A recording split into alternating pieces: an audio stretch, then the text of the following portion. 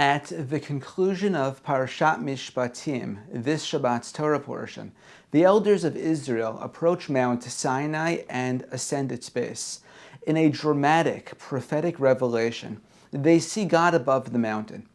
And in response to this sublime experience, we are told that they eat and they drink. The sages of the Midrash criticized the elders harshly for acting disrespectfully in God's sacred presence. In a 1967 sermon, Rabbi Norman Lamb concedes that the elders did not act appropriately, but he argues that it was not their fault. They were simply blown away by the awesome vision of God that they saw, and unable to fully process it, they reverted to routine behaviors that failed to meet the moment. When we are overwhelmed by greatness, Rabbi Lamb said, magnificent or monstrous, we are deflected to meaningless trivialities. And this is a great danger, he warned. For such deflection leads to defection, to critical neglect, and moral and human failure. A Super Bowl is both magnificent and monstrous, an overwhelming experience, offering plenty in the way of peripheral and trivial stimulation and distraction. There are the engaging storylines, pop culture references, the commercials, the music, the graphic effects, and all of that pageantry.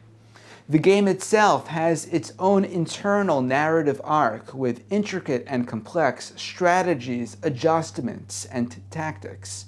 There's awe and wonder at the athleticism of the players and their incredible performances on America's biggest stage.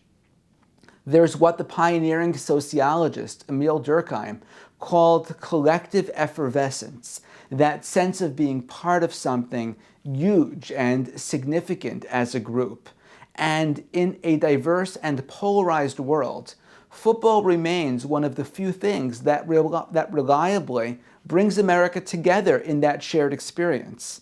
Maybe football is the closest thing we have to a civic religion. That all said, the essential core of the experience is monstrous. It's violence.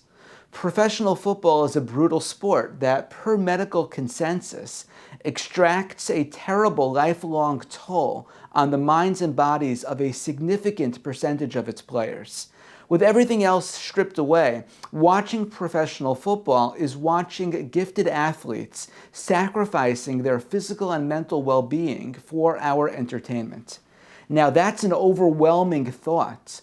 It's no wonder that we, like the biblical elders of Israel, respond by deflection and distraction, by eating and drinking. In the past decade, as the true cost of football has become more known, ethicists, doctors, and philosophers have debated the justification for football, both for players and for fans. But at the very least, Rabbi Lamb's challenge is clear. If we watch on Sunday, we have to look directly with clear eyes. Anything less would be a moral and human failure. Shabbat Shalom.